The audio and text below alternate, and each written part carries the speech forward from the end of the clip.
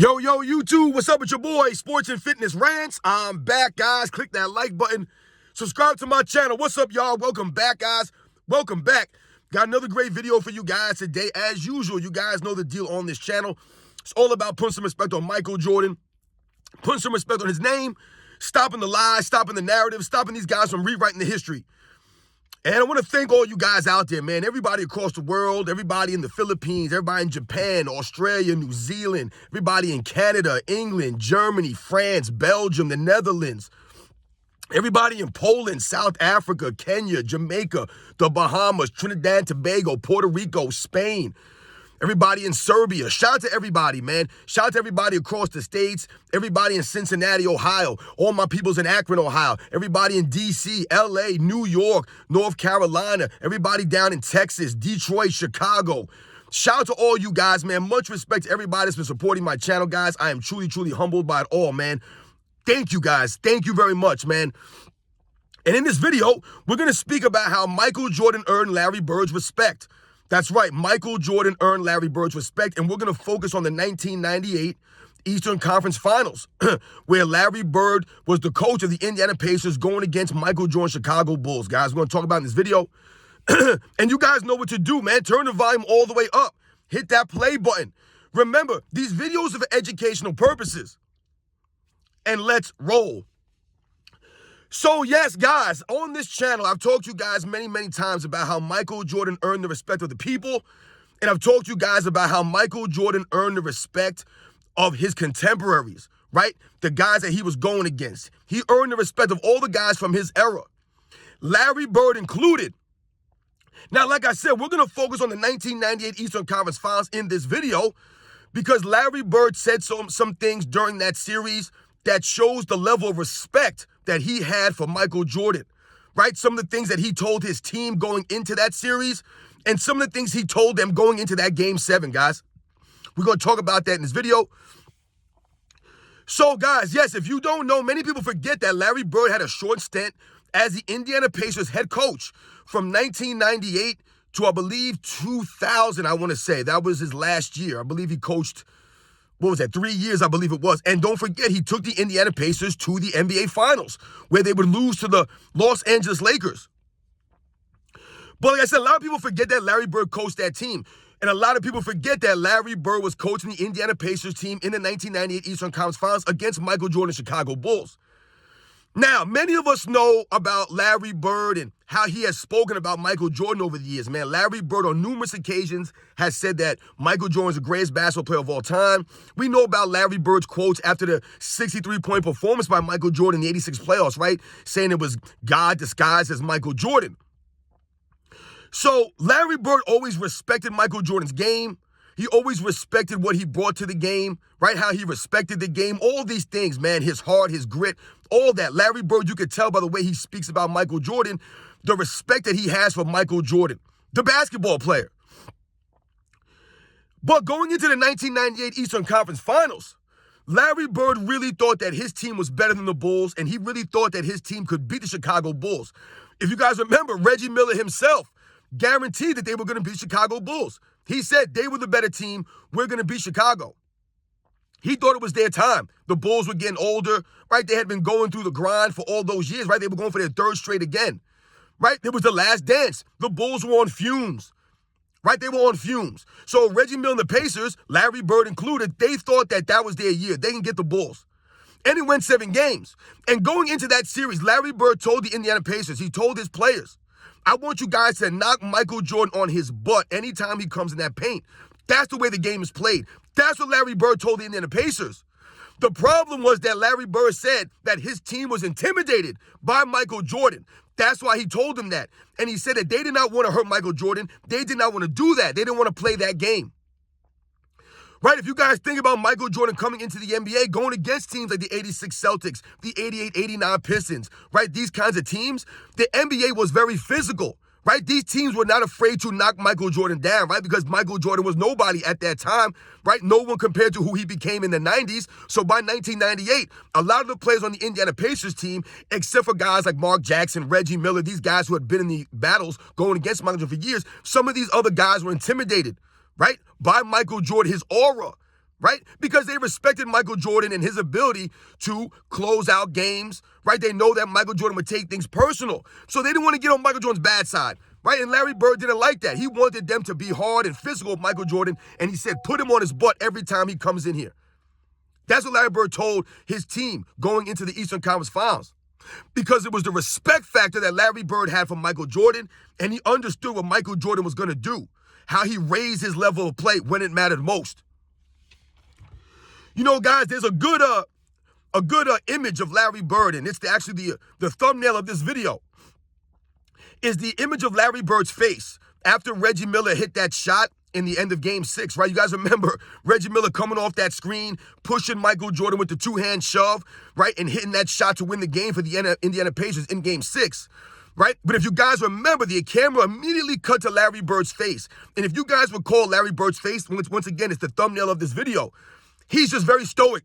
He's just staring off, right? He's got that look on his face like, damn, man, we still have a couple seconds. Because if I remember correctly, there was maybe 1 second left or 2 seconds left, whatever it was. It was a very little bit amount of time. It may not even been a second left for the Chicago Bulls. And Larry Bird's face said it all. That was a level of respect he had for Michael Jordan, because Larry Bird's face said, we left too much time for Michael Jordan. So he knew the game was not over until it was all zeros in the clock.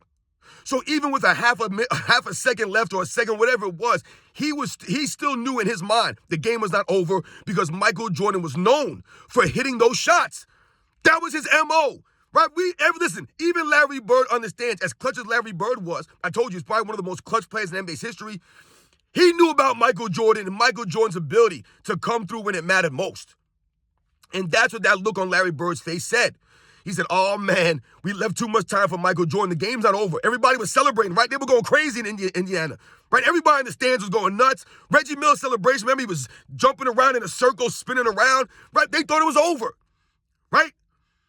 Now, yes, the Indiana Pacers would end up winning that game because Michael Jordan would miss a last-second shot after he had a clutch. After Derek McKee's excellent defense, Michael Jordan catch the inbounds and immediately had a pump his shot from three and shoot it. And you guys remember the shot. It rolled in and popped out. It was in and out, guys. It was that close. And Larry Bird and the Indiana Pacers escaped with a victory to send to a Game 7.